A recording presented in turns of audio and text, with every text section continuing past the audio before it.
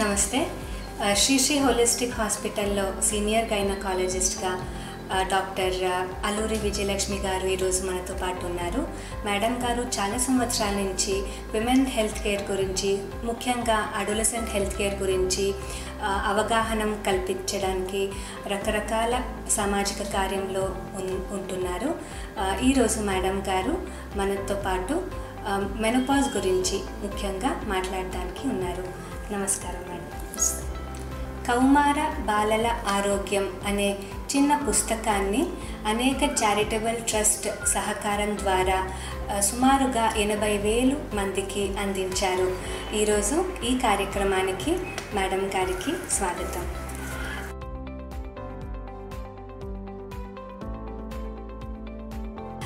Madam, menopause, pre menopause అంటే ఏంటి చెప్తారా? మెనోపాజ్ అంటే బహిష్లో ఆగిపోవడం, అంటే స్త్రీ సంతానోత్పత్తి దశ నుంచి సంతానోత్పత్తి సామర్థ్యం లేని దశకు చేరడం. ఇది స్త్రీ జీవితంలో సహజంగా జరిగేటువంటి పరిణామం. హార్మోన్లలో మార్పుల వలన, ముఖ్యంగా స్త్రీ సెక్స్ హార్మోన్స్ ఉత్పత్తిలో జరిగే మార్పుల వలన ఈ పరిణామం వస్తుంది. సుమారుగా 51 సంవత్సరాల వయసులో ప్రస్తుతం స్త్రీలకు మెనోపాజ్, సగటున 51 సంవత్సరాలకి మెనోపాజ్ వస్తుంది. అనేక దశాబ్దాలుగా స్త్రీలు ప్రజస్సులయ్యే వయసు తగ్గుతూ బహిష్లో ఆగిపోయే వయసు పెరుగుతోంది.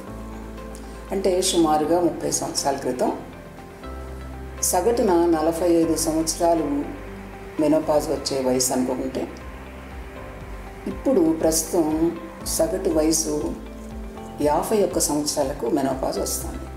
సో ప్రీ మెనోపాజ్ అంటే, మెనోపాజ్ అనేది ఒకసారిగా అకస్మాత్తుగా వచ్చేది కాదు. ఈ హార్మోన్స్ క్రమేపీ తగ్గుతూ వచ్చి ఒకసారి ఆగిపోతాయి.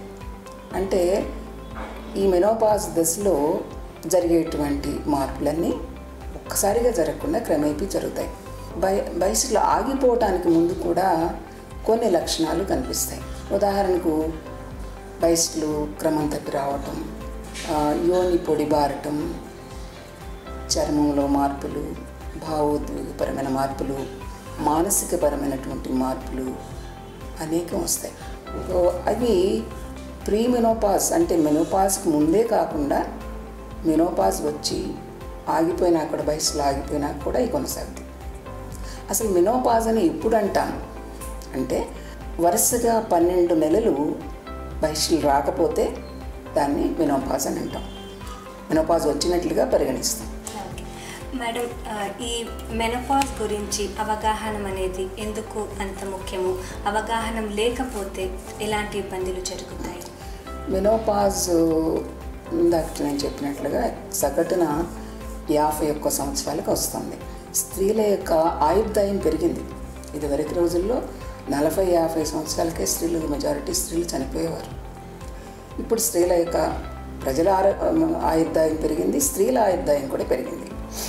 అంటే సుమారుగా మెనోపాజ్ వచ్చినాక స్త్రీలు తమ జీవిత కాలంలో 3/4 భాగాన్ని గడుపుతున్నారు. సో ఆ దశలో వారు చురుగ్గా, ఆరోగ్యంగా ఉండడానికి, ఆత్మవిశ్వాసంతో, ఆత్మగౌరవంతో జీవించడానికి, ఫలవంతంగా, ఉత్పత్తిదాయకంగా గడపడానికి వాళ్ళు ఆ దశలో వచ్చేటువంటి తమ శరీరంలో, తమ మనసులో, తమ భావోద్వేగాల్లో, తమ లైంగిక జీవితంలో వచ్చే అవకాశం ఉన్నటువంటి మార్పుల గురించి, అలాగే ఈ దశలో రాగలిగినటువంటి బాధల గురించి, వ్యాధుల గురించి, ఏ పరీక్షలు చేయించుకుంటే ఈ వ్యాధుల్ని, ఈ బాధల్ని నివారించుకోగలమనేటువంటి విషయం గురించి, తాము తీసుకోవాల్సినటువంటి జీవన శైలీపరమైనటువంటి జాగ్రత్తల గురించి సరైనటువంటి అవగాహన ఉంటుంది. చాలా ముఖ్యం. అవగాహన ఉన్నప్పుడు, అవగాహన ఆచరణలో పెట్టినప్పుడు తప్పనిసరిగా వాళ్ళు ఆరోగ్యంగా, చురుగ్గా ఉండటానికి అవకాశం ఉంటుంది.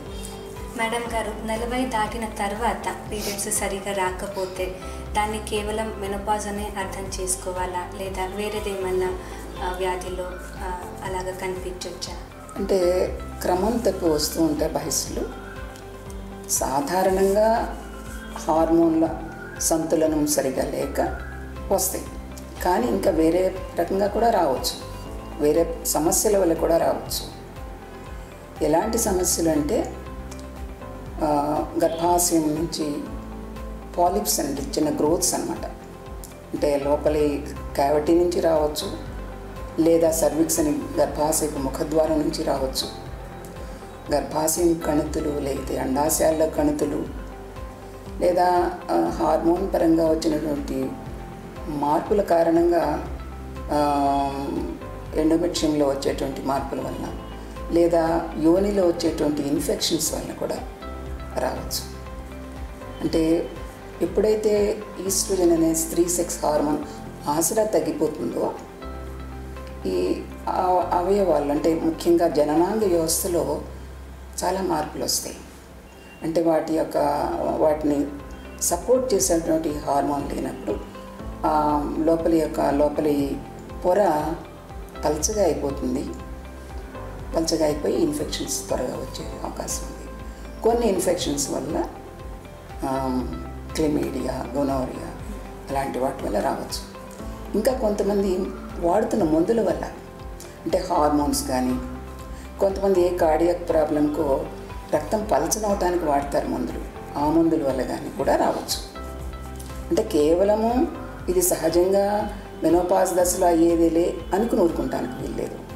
ఎందుకు అవుతుందో తెలుసుకోవాలి. అంటే క్రమం తప్పటం అంటే ఎలా ఉంటుంది అంటే త్వరగా రావచ్చు పీరియడ్స్, చాలా లేటుగా రావచ్చు, బ్లీడింగ్ తక్కువ అవ్వచ్చు లేదా చాలా ఎక్కువ అవ్వచ్చు, బ్లీడింగ్ తక్కువ రోజులు అవ్వచ్చు లేదా ఎక్కువ రోజులు పట్టవచ్చు. ఇదంతా కూడా క్రమం తప్పటమే అంటాం. సో ఈ క్రమం తప్పటానికి సాధారణ కారణం ఈ టైంలో హార్మోన్స్ సంతులనం లేకపోవడం అయినప్పటికీ కూడా ఇతర కారణాలు ఉన్నాయేమో కూడా చూసుకోవాలి. మేడం గారు, కొంతమందికి ఒక 10 సంవత్సరాల దాకా పీరియడ్స్ ఆగిపోవడము, మళ్ళీ మొదలవ్వడము అలాగా ఉంటుంది. దానికి కూడా కారణం అంటే 10 సంవత్సరాలు ఆగిపోయిందంటే ఇది మెనోపాజ్ దశలో ఆగిపోయిందా అనే చూసుకోవాలి. యూజువల్గా జరిగేది అదే. పోస్ట్ మెనోపాజల్ బ్లీడింగ్ అంటే మెనోపాజ్ దాటినాక పీరియడ్స్ ఆగిపోయినాక కొన్ని సంవత్సరాలు పోయినాక మళ్ళీ అవుతుంది అంటే తప్పనిసరిగా మనం జాగ్రత్త వహించాల్సిన అవసరం. ఈ వయసులో వచ్చేది ఏంటి? క్యాన్సర్స్ ప్రథమ కారణం, అది చూసుకోవాలి ఏమైనా ఉందా అలాంటివి, లేదా ఇన్ఫెక్షన్స్ ఉన్నాయా, లేదా ఈ గర్భాశయం పొరలు పలచనవటం వలన, లేదా ఇందాక నేను చెప్పినట్లుగా టాబ్లెట్స్ వాడటం వల్ల వస్తుందా అనేది చూసుకోవాలి. చూసుకుని దానికి తగినట్టుగా చికిత్స చేయించుకోవాలి. డాక్టర్ గారు, ఇప్పుడు చాలా వేరే వేరే కారణాలు కూడా ఉన్నాయి. దానివల్ల మెనోపాజ్ స్పెసిఫికలీ ఆగిపోయింది అని తెలుసుకోవడానికి ఏమన్నా స్పెసిఫిక్ సిమ్టమ్స్ ఉంటాయా? వయసులో ఆగిపోవటం ఒకటి, యోని పొడిబారటం ఒకటి, చర్మం సాగే గుణం తగ్గిపోయి చర్మంలో మార్పులు వస్తాయి, అలాగే కండరాల్లోనూ ఎముకల్లోనూ మార్పులు వస్తాయి. అంటే ఈస్ట్రోజన్ ప్రభావం ఉండే అన్ని అవయవాల్లోనూ మార్పులు ఉంటాయి, కానీ స్పెసిఫిక్గా కనిపించేది ఇవి. కొంతమందికి hot flashes and cold sweats వస్తాయి. హాట్ ఫ్లాషెస్ అంటే చెస్ట్లో నుంచి బిగినయ్యి మెడలోకి, ముఖంలోకి వేడి ఆవిర్లు వస్తాయి, మొత్తం శరీరం అంతా పాకుతుంది, చాలా అలజడి వస్తుంది. ఒక్కొక్కసారి ఓ రోజుకి 2-3 సార్లే రావచ్చు, ఒక్కోసారి గంటకు 1-2 సార్లు వస్తుంది, ఒక్కోసారి కొన్ని సెకండ్లు మాత్రమే ఉంటుంది, ఒక్కోసారి 2-3 నిమిషాలు కూడా ఉండవచ్చు. గాబరా పుట్టిస్తాయి. నైట్ కనుక వస్తే అలా వేడిగా పాకి ఒళ్ళంతా ముచ్చమట్లు పట్టిపోతే గాబరా పడి లేస్తారు, నిద్రాభంగం అవుతుంది, నిద్ర సమస్యలు వస్తాయి. దీని నుంచి మళ్ళీ ఇమోషనల్ ప్రాబ్లమ్స్ వస్తాయి, మానసికమైనటువంటి ప్రాబ్లమ్స్ వస్తాయి. మేడం గారు, ఇలాంటి సిమ్టమ్స్ జీవితాంతం ఉంటుందా లేదా మధ్యలో ఆగి? ఈ హార్మోన్స్ మళ్ళీ ఇప్పుడు ఫ్లక్చుయేట్ అవుతూ ఉంటాయి. ఈస్ట్రోజన్ అనే హార్మోన్ ఎక్కువ అవుతూ తగ్గుతూ ఉన్నప్పుడు కొంచెం ఈ ప్రాబ్లం, ఏది hot flashes and cold స్వెట్స్ problem ఉంటుంది, నెమ్మదిగా తగ్గిపోవచ్చు. చికిత్సలతో తగ్గొచ్చు, కౌన్సిలింగ్తో తగ్గొచ్చు. ఇది సహజ పరిణామము మన జీవితంలో అనేటువంటి అవగాహన ద్వారా, నమ్మకం ద్వారా కూడా కొంత స్టెబిలైజ్ అవ్వచ్చు. అయితే ఏజ్ వైజ్ హార్మోన్స్ లోపించడం వల్ల జరిగి అవి దాదాపుగా జీవితాంతం ఉంటాయి, ఇంకా పెరుగుతూ ఉంటాయి. ఇలాంటి పీరియడ్స్ ఆగిపోవడము మెనోపాజ్ అయినప్పుడు కాకుండా యూట్రస్ తీసినప్పుడు, గర్భసంచి తీసినప్పుడు కూడా ఉంటుంది. సో అప్పుడు కూడా ఈ మానసికంగా ఉన్న, శారీరకంగా ఉన్న సిమ్టమ్స్ కనిపిస్తాయి. దీనికి నేను ఇంకోటి చెప్తాను. ప్రిమెచ్యూర్ మెనోపాజ్ అని ఉంటుంది. ప్రిమెచ్యూర్ మెనోపాజ్ అంటే 40 సంవత్సరాల లోపు బహిష్టు లాగిపోతే, అంటే 12 నెలలు వరుసగా రాకపోతే దాన్ని ప్రిమెచ్యూర్ మెనోపాజ్ అంటాం. ప్రిమెచ్యూర్ మెనోపాజు ఒవేరియన్ ఫెయిల్యూర్ వల్ల రావచ్చు, లేక సర్జికల్గా రిమూవ్ చేస్తే, అంటే ఏదన్నా వ్యాధి వచ్చి ట్యూమర్స్ కానీ ఏదైనా ఇన్ఫెక్షన్స్ కానీ వచ్చి ఓవరీస్ని తీసేస్తే సర్జికల్గా, లేదా వేరే ఏ వ్యాధికైనా కీమోథెరపీ కానీ రేడియోథెరపీ కానీ తీసుకుంటే రావచ్చు. అలాగే కొన్ని ఇన్ఫెక్షన్స్, ఫర్ ఎగ్జాంపుల్ మమ్స్ అంటే గవదలు అంటాం కదా, అది, ట్యూబర్క్యులోసిస్, వీటి వల్ల కూడా ప్రిమెచ్యూర్గా రావచ్చు. అలాగే కొన్ని auto immune diseases, thyroid problems, ముఖ్యంగా స్మోకర్స్లో మన దేశంలో అది, అంటే కొన్ని ప్రాంతాల్లో చుట్టలై తాగుతుంది, కొన్ని వర్గాల్లో సిగరెట్స్ కూడా తాగుతున్నారు అధునాతన జీవితంలో. సో స్మోకింగ్ కూడా ఒక కారణం, అండ్ స్ట్రెస్ ఆల్సో, ఇవి కారణం. సో ప్రిమెచ్యూర్గా మెనోపాజ్ కనుక వస్తే బాధలు ఇంకా కొంచెం ఎక్కువగా ఉండడానికి, తీవ్రంగా ఉండడానికి అవకాశం ఉంటుంది. ఓకే. అలాగే గర్భాశయం తీస్తే చాలామందికి ఏంటంటే యూట్రస్ తీస్తే మెనోపాజ్ బాధలన్నీ వస్తాయి అనుకుంటారు, కానీ గర్భాశయం ఒక్కటే తీస్తే సాధారణంగా రావు. అంటే గర్భాశయం ఒక్కటే తీసి మనం ఓవరీస్ కనుక ప్రిజర్వ్ చేస్తే, ఉంచేస్తే, ఓవరీస్లో ఉత్పత్తి అవుతున్నటువంటి హార్మోన్స్ అలాగే ఉత్పత్తి అవుతూ ఉంటాయి. కాబట్టి మెనోపాజ్ తర్వాత వచ్చేటువంటి బాధలు సాధారణంగా రావు. కానీ అరుదుగా గర్భాశయం తీసినప్పుడు ఒక్కొక్కసారి ఓవరీస్కి బ్లడ్ సప్లై తగ్గిపోయి ఉత్పత్తి కూడా, హార్మోన్స్ ఉత్పత్తి కూడా తగ్గిపోవచ్చు అరుదుగా, కానీ అది సాధారణం కాదు. అంచేత గర్భాశయం తీసేస్తే చాలా బాధలు వచ్చేస్తాయి అనుకోనక్కర్లేదు.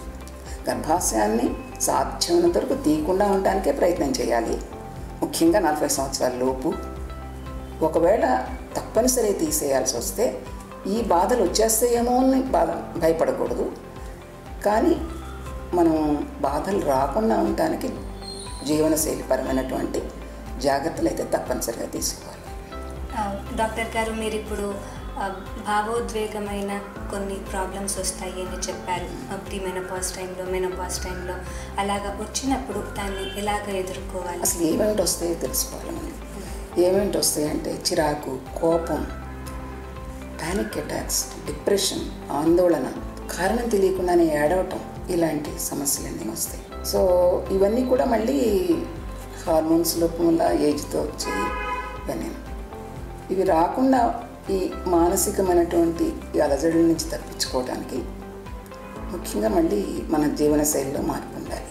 అంటే మనం కొత్త హాబీస్ని నేర్చుకోవటం, లేదా ఆల్రెడీ ఉన్నటువంటి మనకున్న హాబీస్ని ఇంప్రూవ్ చేసుకోవడానికి ట్రై చేయటం, ఇష్టమైనటువంటి వ్యక్తులతో, అంటే కుటుంబ సభ్యులు అవ్వచ్చు, ఫ్రెండ్స్ అవ్వచ్చు, వాళ్ళతో కలిసి గడపటం, సామాజిక ప్రయోజనం ఉన్నటువంటి కార్యక్రమాల్లో పాల్గొనటం, ముఖ్యంగా అవగాహన. ఈ సమయంలో ఇలా వచ్చే అవకాశం ఉంది, దీన్ని మనం సాధనతోనే తగ్గించుకోవాలి. ముఖ్యంగా మీకు ఇంట్రెస్ట్ ఉన్నటువంటి మెడిటేషన్ ద్వారా, అలాగే సెల్ఫ్ హిప్నోసిస్, ఇవన్నీ కూడా కొంతవరకు పనిచేస్తాయి. ఇలాంటి పరిస్థితిలో కుటుంబ సహకారం అనేది ఎంతవరకు సహాయం చేస్తుంది? కుటుంబ సభ్యులు, ముఖ్యంగా భర్త, పిల్లలు, ఇప్పుడంతా సమిష్టి కుటుంబాలు లేవు కాదా. సో భర్త, పిల్లలు, ఈ తల్లి యొక్క ఈ భావోద్వేగపరమైనటువంటి, మానసికమైనటువంటి ఈ అలజడిని వాళ్ళు అర్థం చేసుకోవాలి. అర్థం చేసుకుని సానుభూతితో వ్యవహరించాలి. ముఖ్యంగా భర్త, ఎందుకనంటే చాలా రకాలుగా అలజడి రావడానికి అవకాశం ఉంటుంది. సో అర్థం చేసుకుని ఆమెకి సపోర్ట్ ఇస్తే త్వరగా ఈ సమస్య నుంచి బయటపడడానికి అవకాశం ఉంటుంది. ఒక 40-50 సంవత్సరాల తర్వాత విమెన్స్కి కామన్గా బోన్స్లో గుల్లబారితనము తగ్గిపోవడం ఉంటుంది. అది కూడా మెనోపాజ్కి దానికి సంబంధం ఉందా? ఉంటుంది.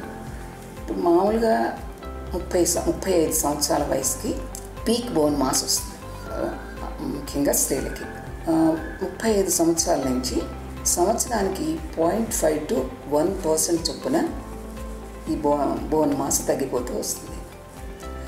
మెనోపాజ్ తర్వాత 10 సంవత్సరాల దాకా 2 to 3% బోన్ మాస్ తగ్గిపోతుంది. ఈ సమయంలో సరైనటువంటి జాగ్రత్తలు తీసుకోకపోతే వేగంగా బోన్ మాస్ తగ్గిపోతుంది. అంటే బోన్ నిర్మాణం కన్నా వేగంగా బోన్ నష్టం జరుగుతుంది. ఎలాంటి జాగ్రత్తలు తీసుకోవాలి మేడం గారు? ఆహారం, వ్యాయామం, ముఖ్యంగా calcium rich, vitamin D rich food తీసుకోవాలి. ఎక్సర్సైజ్ తప్పనిసరి అవసరం. Exercise minimum 30 minutes walk, minimum 5 days in a week swift walk నడవాలి. అలాగే ఎండకి ఎక్స్పోజ్ అవ్వాలి. కనీసం 30 నిమిషాల పాటు ఉదయం 10 గంటల నుంచి మధ్యాహ్నం 2 గంటల మధ్యన మామూలుగా ఒళ్ళంతా కప్పేసుకుని బట్టలు వేసేసుకుని కూర్చుంటే ఉపయోగం లేదు. చర్మం ఎక్స్పోజ్ అవ్వాలి. కనీసం 50 to 70% of body surface expose అయితే వైటమిన్ డి లోపం రాకుండా ఉంటుంది. వైటమిన్ డి లోపం ఉంటే కాల్షియం లోపం వస్తుంది. ఈ రెండిటి లోపం ఉంటే ఎముకలు గుల్లబారిపోతాయి. బోను పెరగటానికి వాకింగ్ కూడా, వెయిట్ బేరింగ్ ఎక్సర్సైజ్ వల్ల బోను నిర్మాణానికి స్టిమ్యులేషన్ వస్తుంది. సో ఆ జాగ్రత్తలు తీసుకోవాలి. మేడం గారు, ఇప్పుడు మెనోపాజ్ అయిన తర్వాత కామన్గా మళ్ళీ యూరిన్కి వెళ్ళడము, యూరినరీ ట్రాక్ ఇన్ఫెక్షన్స్ అలాంటి ప్రాబ్లమ్స్ కనిపిస్తాయి. దానికి ఎలాంటి ముందు జాగ్రత్తలు తీసుకోవాలి? ఇప్పుడు టార్గెట్ ఆర్గన్స్ ఏంటంటే ఈస్ట్రోజన్ హార్మోన్ యొక్క టార్గెట్ ఆర్గన్స్ చూస్తే మనం చాలా ఉన్నాయి. శరీరంలో చాలా భాగాలు మీద ఈస్ట్రోజన్ ప్రభావం ఉంటుంది. ఉదాహరణకి కళ్ళు, పళ్ళు, ఇవన్నీ ఒకే ఆర్డర్లో కాకపోయినా చెప్తున్నాను. చర్మం, హార్ట్, బోన్స్, యూరినరీ సిస్టమ్, మూత్ర వ్యవస్థ, జననాంగ వ్యవస్థ, వాసోమోటార్ సిస్టమ్ అంటే రక్తనాళాల వ్యవస్థ, వీటన్నిటి మీద కూడా ప్రభావం ఉంటుంది. సో మూత్ర వ్యవస్థ మీద ఎలాంటిది ఉంటుందంటే మూత్రాశయము, మూత్రనాళము, ఈ లోపలి టిష్యూ ఏదైతే ఉంటుందో అది పలచన అయిపోతుంది. అలాగే మనకి మూత్రాన్ని కంట్రోల్ చేసే కండరాలు ఉంటాయి. ఆ కండరాలు కూడా బలహీనపడతాయి. సో బలహీనపడటం వల్ల మామూలుగా మనం మూత్రం నియంత్రించుకునేటువంటి వ్యవస్థ దెబ్బతిని నవ్వినా, దగ్గినా, తుమ్మినా ఈ ఏజ్లో మనకు తెలియకుండానే యూరిన్ జారిపోతుంది. అదే కాకుండా మామూలుగా ఈస్ట్రోజన్ సరిపడా సరిగ్గా ఉన్నప్పుడు ఉండేటువంటి రసాయన వాతావరణం వల్ల ఇన్ఫెక్షన్స్ అంత త్వరగా రావు సరైన జాగ్రత్తలు తీసుకుంటే. అంటే నీళ్ళు ఎక్కువ తాగటం, జననాంగ పరిశుభ్రతను పాటించటం, అలాగే ఋతుస్రావ పరిశుభ్రతను పాటించటం చేసినప్పుడు ఇన్ఫెక్షన్స్ త్వరగా రావు. కానీ ఎప్పుడైతే సపోర్ట్ పోయిందో సులభంగా బ్యాక్టీరియా లోపలికి చేరి ఇన్ఫెక్షన్స్ వచ్చి చలి జ్వరము, విపరీతమైన కడుపు నొప్పి, నడుము నొప్పి, చాలా అసౌకర్యానికి గురవుతారు. డాక్టర్ గారు, దాంతో పాటే చాలామందికి సెక్స్ గురించి ఆసక్తి తగ్గిపోవడం కూడా ఉంటుంది. దాన్ని ఎలాగా ఫేస్ చేయాలి, ఎలాగా అర్థం చేసుకోవాలి?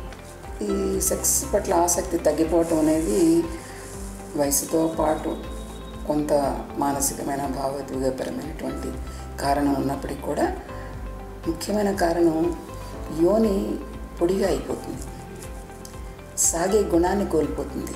అక్కడ ఉత్పత్తి అయ్యేటువంటి స్రావాలు తగ్గిపోతాయి. సో దానివల్ల ఏమవుతుందంటే లైంగిక కలయిక కష్టమవుతుంది, నొప్పి పుడుతుంది. వీటి వల్ల లైంగిక ఆసక్తి తగ్గిపోతుంది కొంత. సో అది ముఖ్యమైనటువంటి కారణం. తర్వాత ఎమోషనల్గా వచ్చేటువంటి బాధలు కూడా కొంత తోడవుతాయి. నిద్ర లేకపోవటం, హాట్ ఫ్లషెస్ వస్తాయి, నిద్ర లేకపోవటం, నిద్ర సమస్యల వల్ల వీటన్నిటి వల్ల కూడా తోడు. దీనికి తోడు కుటుంబంలో సరైనటువంటి సహకారం లేకపోతే కూడా కొంత తేడా ఉంటుంది. దీనికి పరిష్కారం ఏంటి అంటే భర్తతో కూర్చుని తన మనసులోని భావాల్ని, తనకున్నటువంటి ఇబ్బందిని పంచుకుని ఇద్దరు కలిసి సార్ట్ అవుట్ చేసుకుంటానికి ట్రై చేయాలి. అండ్ కొన్ని జాగ్రత్తలు అంటే ఇప్పుడు యోని పొడిగా ఉంటే లూబ్రికెంట్స్ని, మాయిశ్చరైజర్స్ని రాసుకోవచ్చు. ఒక్కొక్కసారి అంటే డాక్టర్ని సంప్రదించి ఈస్ట్రోజన్ క్రీమ్స్ ఉంటాయి, ట్యాబ్లెట్స్ ఉంటాయి, విజయనగరంలో పెట్టుకుంటారు. వాటి వల్ల కూడా కొంత పరిస్థితి మెరుగయ్యి లైంగిక కలయికలో అంత ఇబ్బంది ఉండకపోవచ్చు. అప్పుడు కూడా ఇబ్బంది లేకపోతే ఆసక్తి అనేది పెరగడానికి అవకాశం ఉంటుంది. అలాగే భార్యాభర్తలు ఇద్దరు కలిసి కొన్నాళ్ళు ఆహ్లాదంగా గడపడానికి బయటకు వెళ్ళటం అలాంటివి కూడా కొంత ఉపకరిస్తాయి. డాక్టర్ గారు, ఇలాంటి ఈస్ట్రోజన్ క్రీమ్స్ రాసుకోవడం వల్ల కానీ టాబ్లెట్స్ తీసుకోవడం వల్ల కానీ సైడ్ ఎఫెక్ట్స్ ఏమైనా ఉంటాయా? సైడ్ ఎఫెక్ట్స్ ఒక్కొక్కసారి అంటే దీర్ఘకాలం వాడితే కొంతమంది high risk cases like cancers ఉన్నవాళ్ళు అలాంటి వాళ్ళు కొంత ప్రాబ్లం రావచ్చు. అందుకనే డాక్టర్ సలహా లేకుండా వాడకూడదు. మాయిశ్చరైజర్స్ అండ్ లూబ్రికెంట్స్ వాడచ్చు. డాక్టర్ గారు, ఈ మెనోపాజ్ దశకంలో ఆహార అలవాట్లు ఎలాగా ఉండాలి? ఆహారపు అలవాట్లు ముఖ్యంగా హాట్ ఫ్లాషెస్ అండ్ కోల్డ్ స్వెట్స్ నివారించడానికి ఏం చేయాలో ఇందాక నేను చెప్పటం మీరు అడగలేదు, నేను చెప్పలేదు. ఏం చేయాలంటే అవి అసలు ఎందుకు వస్తాయి అంటే ఈ రక్తనాళాల వ్యవస్థ కొంచెం అలజడికి గురవుతుంది, స్టెబిలైజ్డ్గా ఉండదు, ఇన్స్టెబుల్గా ఉంటుంది. దాని వలన హార్మోన్స్ లోపం వల్లే, ఈ ఈస్ట్రోజన్ లోపం వల్లే ఉంటుంది. అలా వేడిగా రావటం, మళ్ళీ ముచ్చమట్లు పెట్టేయటం ఉంటుంది. దానికి ఏం చేయాలంటే దానికి ప్రేరణ కలిగించేటువంటి, అది రావటానికి ప్రెసిపిటేట్ చేసేటువంటి కొన్ని కారణాలు ఉంటాయి. టైట్ వస్త్రాలు వేసుకున్నా, సింథటిక్ వస్త్రాలు వేసుకున్నా, హాట్ వాతావరణంలో ఉన్నా, లేదా కొన్ని పానీయాలు కెఫీన్ సంబంధించిన కాఫీ, టీలు ఎక్కువ తాగటం, ఆల్కహాల్ ఎక్కువ సేవించటం, తర్వాత స్ట్రెస్, ఇవన్నీ కూడా ఉంటాయి. సో ఏం చేయాలి, వీళ్ళు అవి ఉన్నప్పుడు హాట్ ఫ్లాష్ వచ్చినప్పుడు వస్తున్న వాళ్ళు లూజ్ కాటన్ దుస్తులు వేసుకోవాలి. వాళ్ళు ఉండే రూము సమస్థితిలో ఉండాలి. ఈ టెంపరేచరు, ఉష్ణోగ్రత మరీ టూ కోల్డ్ ఉండకూడదు, టూ హాట్గా ఉండకూడదు, సమస్థితిలో ఉండాలి. అండ్ ఏవైతే ప్రెసిపిటేట్ చేస్తాయో కాఫీ, టీలు, మసాలాలు, కారాలు, ఇవన్నీ కూడా దూరంగా ఉంచాలి. అండ్ పడుకునేప్పుడు కిటికీకి దగ్గరగా ధారాళంగా గాలి వచ్చే చోట పడుకుంటే మంచిది. స్ట్రెస్ని అవాయిడ్ చేయటం, మళ్ళీ మెడిటేషన్, ఇవన్నీ వస్తాయి. సో కారాలు, మసాలాలు అవాయిడ్ చేయాలి. ఇవి చేస్తే హాట్ ఫ్లాషెస్ రాకుండా ఉంటాయి. ఇంకా స్పెసిఫిక్ ఆహార పద్ధతి, స్పెసిఫిక్ ఆహారం ఏంటంటే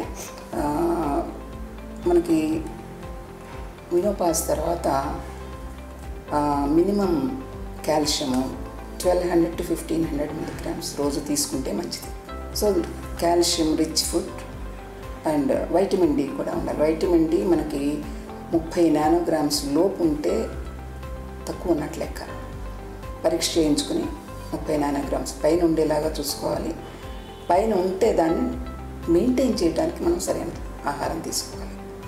అంటే దేనిలో ఉంటాయి, పాలు, గుడ్లు, వైటమిన్ డి అయితే ఫిష్ అండ్ జున్ను, పన్నీరు, వెన్న, ఇలాంటి వాటిల్లో ఉంటాయి. సో అవి మన ఆహారంలో ఉండేలా చూసుకోవాలి. అండ్ కారాలు, మసాలాలు, పచ్చళ్ళు మానేయాలి. ప్లెంటీ ఆఫ్ ఫ్రూట్స్ తినాలి. అలాగే వెజిటబుల్స్ అన్నీ తినొచ్చు. వీటి గురించి, పండ్ల గురించి, కూరగాయల గురించి చాలా మిస్కన్సెప్షన్స్, అపోహలు ఉంటాయి. అన్ని రకాల కాయగూరలు, అన్ని రకాల పండ్లు తినచ్చు. ఏమైనా కొన్ని సందర్భాల్లో ఏమన్నా తినకూడని ఉంటే అవి మానేయాలి తప్ప అన్నీ తినవచ్చు. పాలు తాగాలి తప్పనిసరిగా. ఒక ½ లీటర్, కనీసం ½ లీటర్ పాలు కానీ పెరుగు కానీ తీసుకుంటే మంచిది.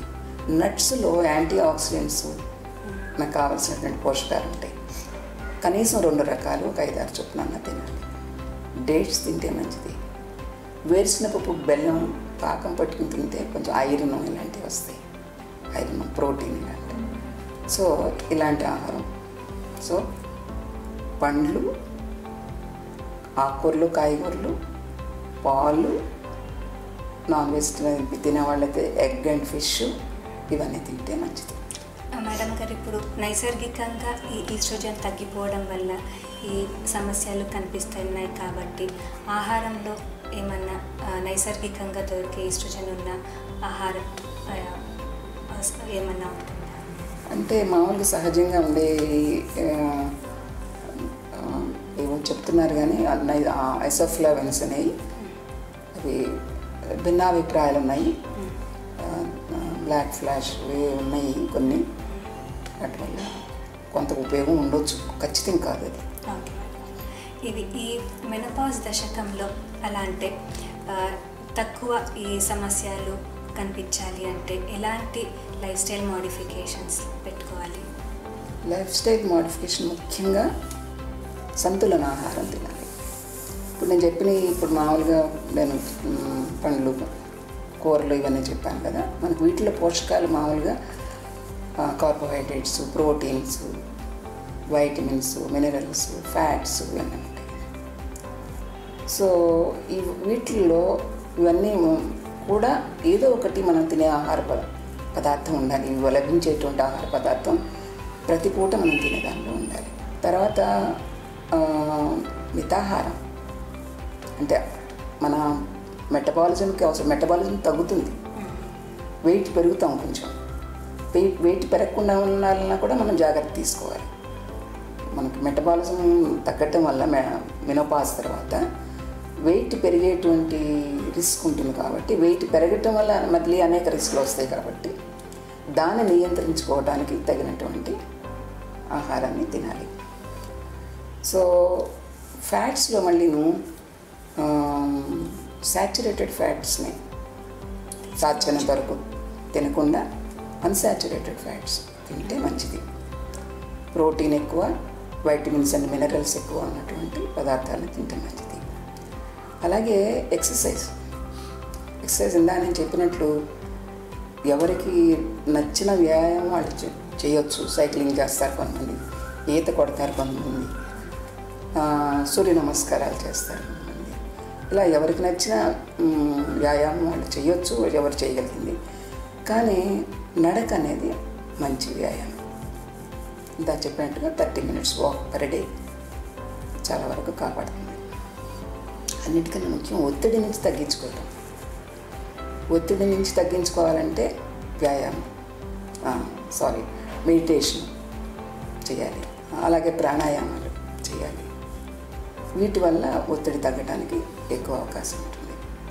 అండ్ గైడెడ్ మెడిటేషన్ చేస్తే ఇంకా ఎక్కువ మనకు తోచింది ఏదో మనం కళ్ళు మూసి కూర్చుని ఏదో చేసాం మెడిటేషన్ అని కాకుండా ఎలా చేయాలి అనేది నిపుణుల నుంచి తెలుసుకుని చేస్తే మంచిది. ఇందాక హాట్ ఫ్లాషెస్ గురించి ఇంకొకటి చెప్పడం మర్చిపోయాను. హాట్ ఫ్లాష్ వస్తుందని అనుమానం రాగానే బ్రీదింగ్ ఎక్సర్సైజ్ చేయాలి. శ్వాస వ్యాయామాలు అంటే నిమిషానికి 6 నుంచి 8 సార్లు గాఢంగా ఊపిరి తీసుకుని వదలాలి. మళ్ళీ ఈ శ్వాస వ్యాయామాలు మనకి ప్రాణాయామంలో చెప్తారు. సో అది తెలుసుకుని ఆ విధంగా చేస్తే ఆ హాట్ ఫ్లాషెస్ నుంచి వాటిని తగ్గించుకోవడానికి నివారించడానికి ఉపయోగపడతాయి. సో ఇంకొకటి పాజిటివ్ యాటిట్యూడ్. అంటే ప్రతిదీ కూడా ఏదో అయిపోతుంది, కొంప మునిగిపోతుంది అని ప్రతికూల భావనలతో కాకుండా ఆశావహంగా మంచి జరుగుతుంది అనేటువంటి ఒక ఆశాభావం ఉండాలి. నెగిటివ్ ఆలోచనలు తగ్గించుకోవాలి. అండ్ నిద్ర సమస్యలు కూడా వస్తాయి చాలామందికి ఈ సమయంలో. స్లీప్ హైజీన్ ఉండాలి. స్లీప్ హైజీన్ అంటే నిర్దిష్ట సమయంలో రోజు పడుకోవటం, నిర్దిష్ట సమయంలో లేవటం. ఒకటి, రోజు ఇంచుమించుగా ఒకే గదిలో లేదా ఒకే స్థలంలో పడుకోవటం. ఆ ప్రదేశం మళ్ళీ ఇందాక చెప్పినట్టుగా సమ ఉష్ణోగ్రతతో ఉండడం, నిశ్శబ్దంగా ఉండడం. ఎక్కువ కాంతి లేకుండా లేదా అసలు లైట్ లేకుండా పడుకోవటం, మళ్ళీ మధ్యలో యూరినేషన్కి లేవకుండా డిస్టర్బ్ కాకుండా ఉంటుంది. అలాగే నైట్ ఆహారం కడుపు నిండా తినకూడదు. అసలు మామూలుగా ఆహారమే రోజువారీయే ఎక్కువ సార్లు తినాలి. దానివల్ల కూడా ఆరోగ్యం బాగుండడానికి అవకాశం ఉంటుంది. అలాగే నిద్ర సమస్య కూడా కొంత తీరుతుంది దీనివల్ల. డాక్టర్ గారు, ఈ మెనోపాజ్ దశకంలో ఎలాంటి ప్రాబ్లమ్స్ వస్తే, సమస్యలు కనిపిస్తే డాక్టర్ గారిని కలవాలి? ఇంకొకటమ్మా, ఈస్ట్రోజన్ లోపం వల్ల హార్ట్ ప్రాబ్లమ్స్ వచ్చే రిస్క్ కూడా ఉంటుంది. అంటే స్త్రీలను ఈస్ట్రోజన్ హార్మోన్ హార్ట్ ప్రాబ్లం నుంచి రక్షణ కల్పిస్తుంది. ఎప్పుడైతే ఈస్ట్రోజన్ తగ్గిపోయిందో మెనోపాజ్ దశలో పురుషులకి ఎంత తరచుగా ఎంత తీవ్రంగా హార్ట్ అటాక్స్ కానీ హార్ట్ ప్రాబ్లమ్స్ కానీ వస్తాయో స్త్రీలకు కూడా అదే రిస్క్ ఉంటుంది.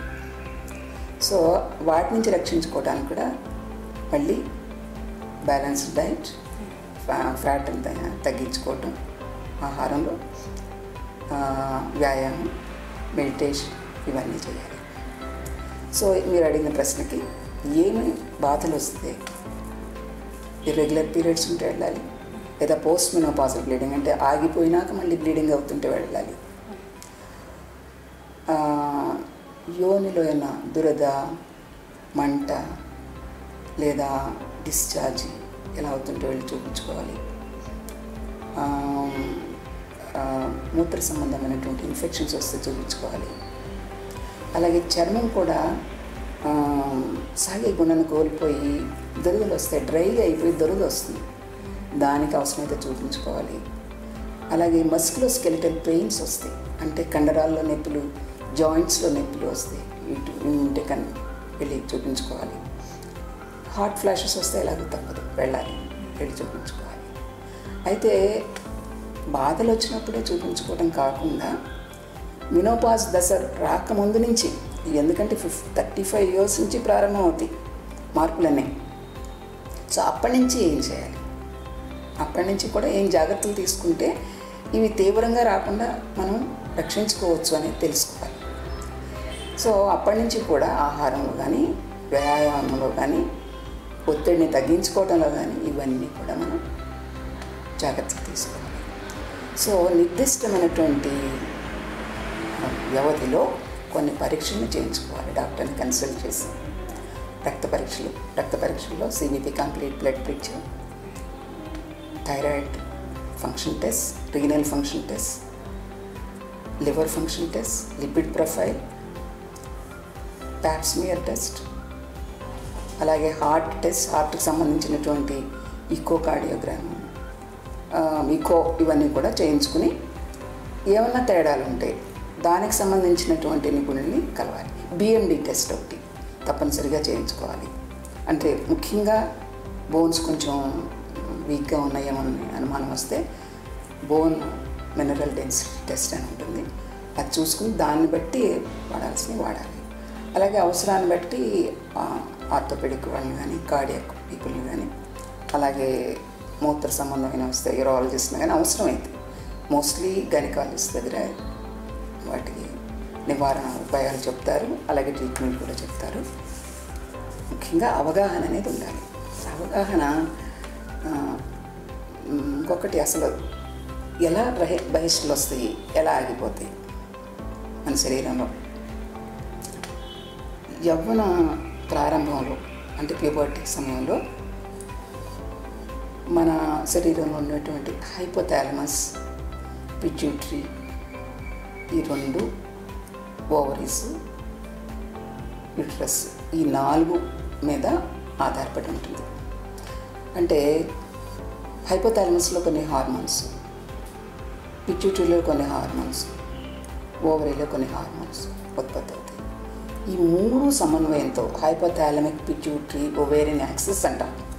ఈ 3 సమన్వయంతో పనిచేసినప్పుడు ఈస్ట్రోజన్, ప్రొజెస్ట్రాన్ హార్మోన్స్ సరిగ్గా ఉత్పత్తి అయ్యి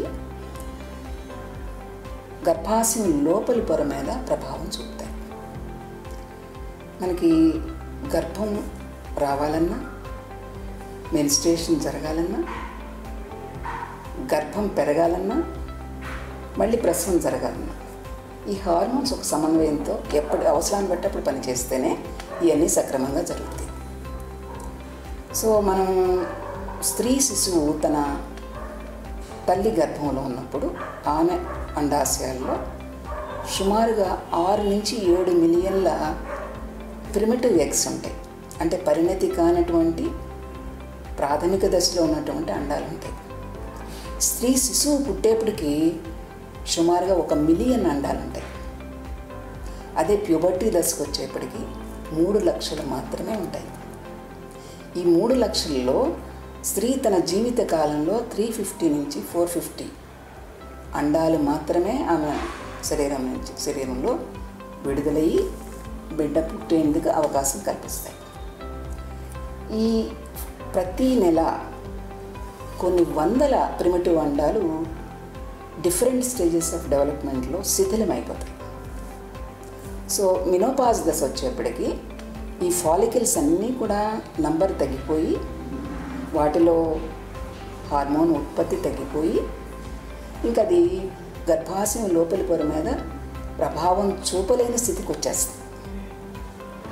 ఓకే, సో అప్పుడు మినోపాజ్ క్రమేపీ చేంజెస్ వచ్చి మినోపాజ్ వస్తుంది. మినోపాజ్ వచ్చినా కూడా కొంత ఉత్పత్తి ఉంటుంది, కొంతకాలం దాకా ఈస్ట్రోజన్ ఉత్పత్తి, కానీ అది గర్భాశయం లోపల పొర మీద ప్రభావం చూపలేనంత తక్కువగా ఉంటుంది. బట్ ఆ కొంచెం మనకి ఉన్నా కూడా ఈస్ట్రోజన్ ఉన్నా కూడా వివిధ అవయవాల మీద జరుగుతున్నటువంటి ఆ ప్రభావం అలాగే ఉండి మనకి రక్షణ కల్పిస్తుంది.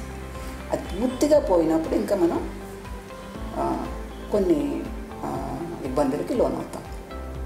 సో ఆ ఇబ్బందులని నివారించడానికి చికిత్సకి మనం రకరకాల జాగ్రత్తలు తీసుకోవాల్సినటువంటి అవసరం ఉంటుంది.